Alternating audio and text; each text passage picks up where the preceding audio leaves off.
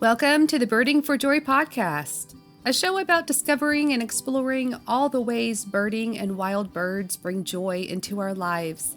Throughout Season 4, we'll be focusing our attention on simple actions we can take in our daily lives to help birds and nature. I'm Candi Lynn Fite, your gracious host and joyful birder. If you're curious about learning how you too can live a bird-friendly lifestyle, grab your favorite beverage, settle on your perch, and let's get into today's episode. Greetings, dear listeners. If you've listened to the show before, welcome back. If this is your first time tuning in, I am so happy you're here. I hope this episode finds you all happy and healthy and finding precious moments to venture outside and spend time with the birds.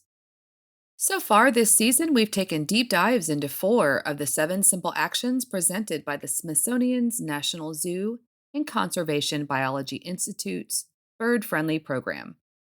Those actions are choosing bird-friendly food products to protect disappearing habitats, sharing your sightings on eBird to help contribute to community science so researchers can gauge changes in wild bird populations, planting native plants to shelter and nourish birds, and avoiding pesticides for a bird-friendly home. Today, we're covering another simple action to living a bird-friendly lifestyle. Turn out lights and treat windows to keep birds safe. Since we are experiencing spring migration, this action is critical to the success of migrating birds returning from their wintering grounds to their breeding and nesting areas. Let's tackle the action in 2 parts, turning out lights and treating your windows. We'll begin with why we should turn out lights during migration between certain hours. Long past are the times when humans had wild speculations about where birds traveled to during migration, such as to the moon or even underwater.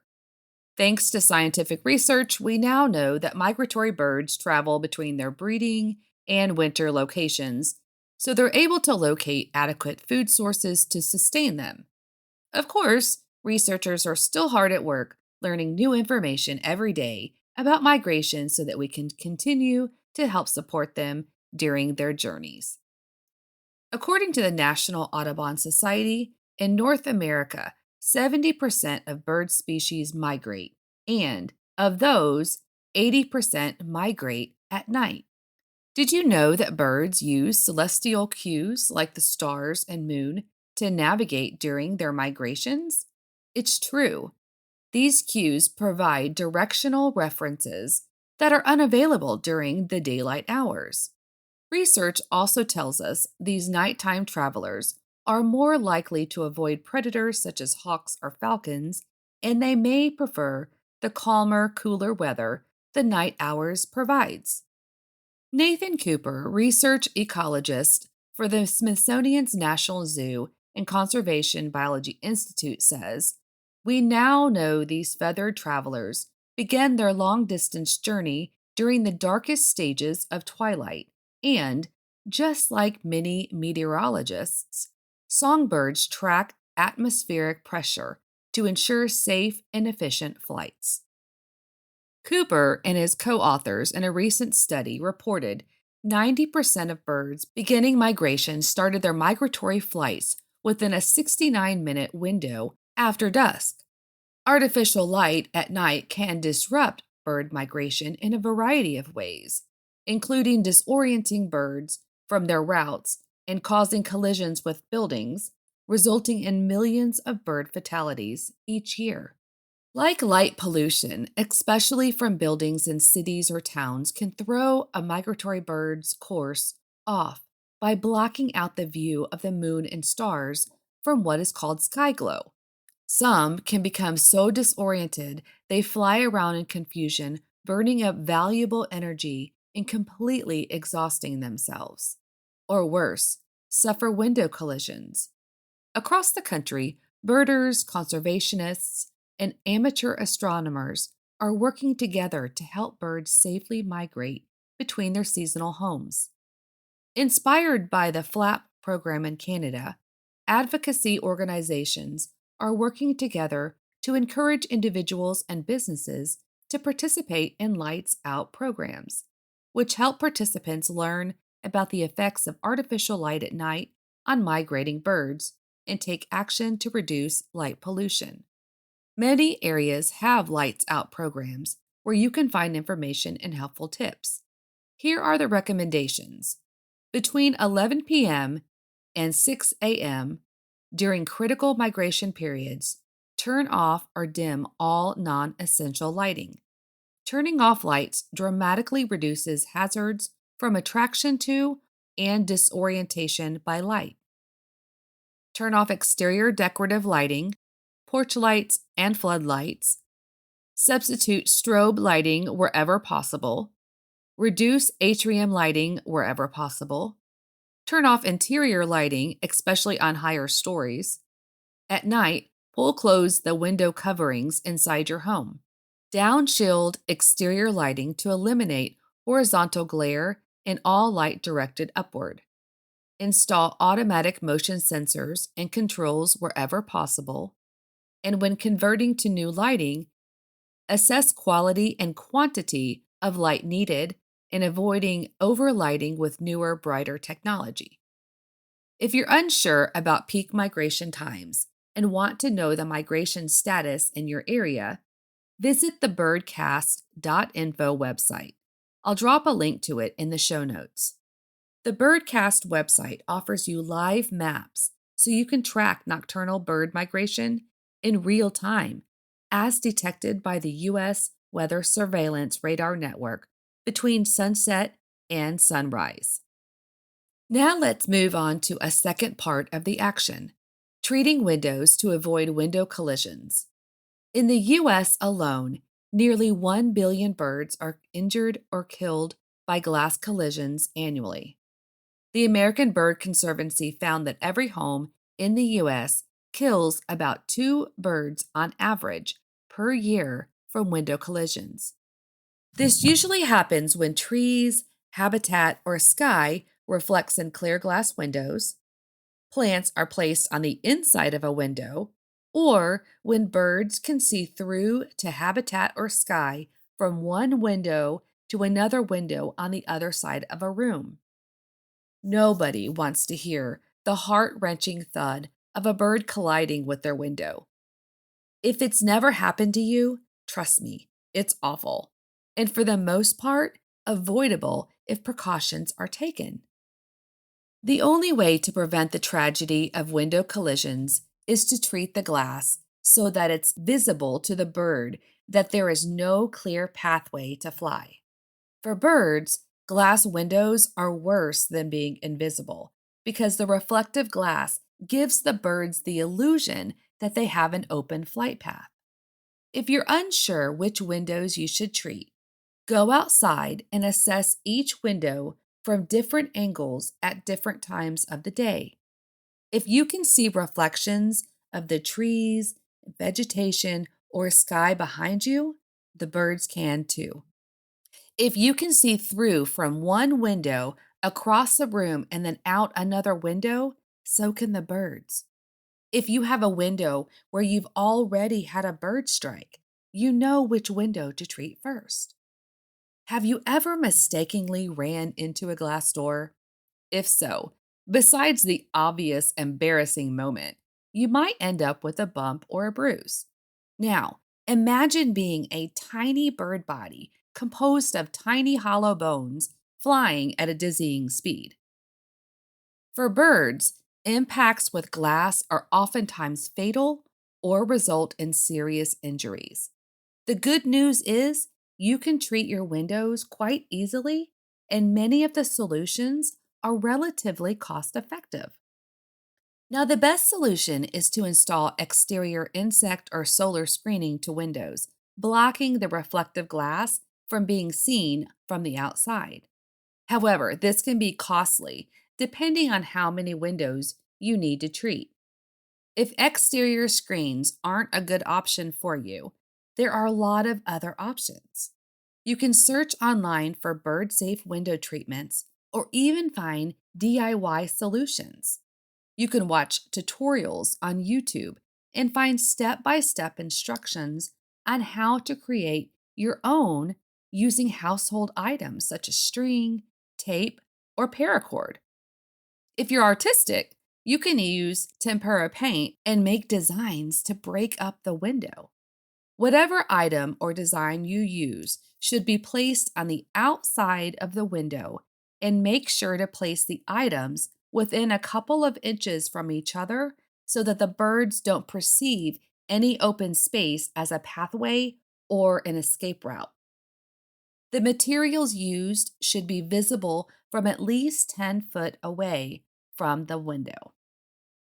A popular method is Acopian bird savers, which are long hanging cords spaced out every 3 to 4 inches and hung vertically on the outside of the window. Acopian bird savers are also known as Zen wind curtains. If you visit the Acopian Bird Saver website, which I will add a link in the show notes, you can purchase sets of assembled cords or find easy plans to make your own. The end result is unobtrusive, yet highly effective against window strikes. If you simply search Zen wind curtains on Google, you'll find many articles, how-to instructions, and even videos showing you DIY methods. There is some advice out there that says that if you either place your bird feeders or bird baths between 1 to 3 foot from the window or 30 foot or further from a window, that it's safe. But according to the American Bird Conservancy, even from 30 plus feet, birds can still lift off from a feeder and see sky in reflective glass and perceive that as an open path, or a reflected tree and see it as a safe place to perch. The American Bird Conservancy's collisions team has tested dozens of products for their efficiency in reducing collisions and minimizing risks to birds. And their research reports that just placing your feeders either closer than 3 feet or further than 30 feet isn't enough to keep birds safe. Their advice is to also treat the glass to maximize protection against bird window strikes. I will add a link to the American Bird Conservancy's website in the show notes. One solution I have found success with are window gems. Window gems are prismatic material cutouts in different shapes that cling to the outside of your windows. The material refracts sunlight into a kaleidoscope of changing colors that a bird's eyes are sensitive to. As birds fly, they see the colors in constant changing patterns. On top of that, the geometric prism patterns break up the reflective surface of the glass. Both the shifting color changes and the shapes breaking up the window's surface alert the approaching bird to veer off course. Window gems come in a plethora of delightful shapes and patterns. They're removable, washable, and don't fade. In my last order, they sent me extra freebies. I've had many compliments over the last year on my window design and recommended window gems to several visitors. I'll drop a link to the website in the show notes. Spring is the perfect time to treat those windows and practice lights out during peak migration hours. Migratory birds are on the move, so let's do our part and help make their journeys safe and successful. I went and visited my younger daughter who lives in DC last week. While she was at work during the day, I explored the area. One afternoon, I had lunch at one of our favorite cafes in the Woodley Park area called Open City. They have one of the best fried chicken sandwiches I have ever eaten. My spouse says Open City's fried chicken is so good, it makes him cry. It makes me do a little happy dance in my chair. Seriously, so good. On this particular day, it was unseasonably warm and sunny, so of course I opted to eat outside on their covered patio. But I did not eat alone. A European Starling perched on the chair opposite of me, eyeing my delicious chicken sandwich and seasoned fries. They are such beautiful birds, with shimmering iridescent colors of purple and green against black-brown feathers. The bird was so close, I could see the tiny white heart-shaped spots on its breast. Occasionally, it would hop down, grab a crumb off the ground, and bring it back to its chair to eat. We had a delightful, one-sided conversation about the weather, the fresh water in the dog bowl on the patio that the cafe provides for fur baby companions, the current book I was reading, and of course, my fried chicken sandwich. The starling stared at me with its beady dark eyes, as if it was really listening, but I know it was probably hyper-focused on my food. But a girl can dream, right? The guests at a larger neighboring table left as I was finishing my lunch, leaving a buffet of treats that the house sparrows pounced on as soon as the humans vacated the area. My lunchmate also joined in the feast, flitting over to hop across the table to grab its share. I know many people dislike house sparrows and European starlings, but I find them charming opportunity seekers. A few minutes later, the starling returned to its perch on the seat back of the chair across from me.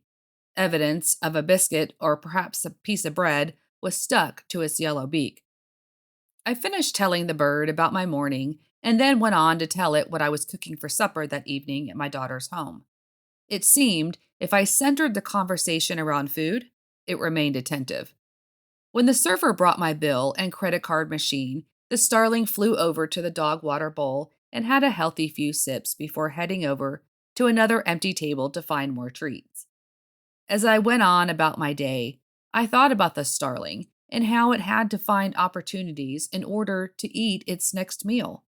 I thought about how the starling is clever and resourceful, beautiful and bold, and despite being unliked by many, it still manages to grab life by its beak every day in order to survive. The starling reminds me that no matter what is going on around me, I still need to seek experiences that bring me joy.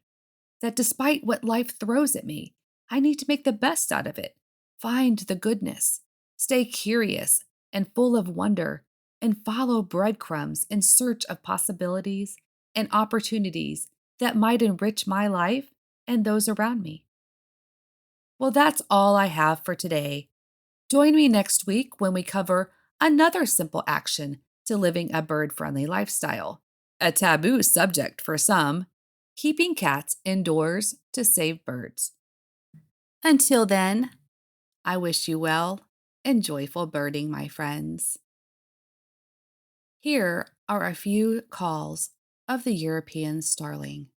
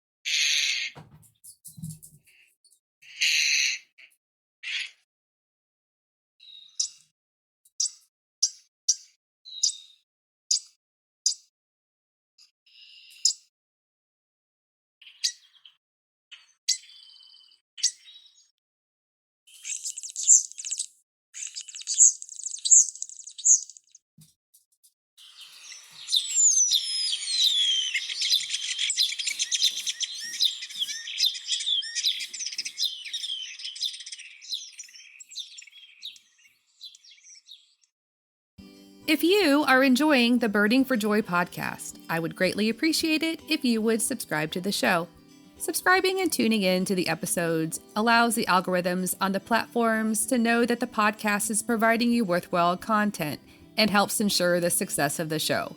Remember, the absolute best way to support your favorite podcast is by word of mouth. So make sure to share Birding for Joy with others who might enjoy listening. That way we can continue to build a joyful birding community. As always, thank you for tuning in, my friends.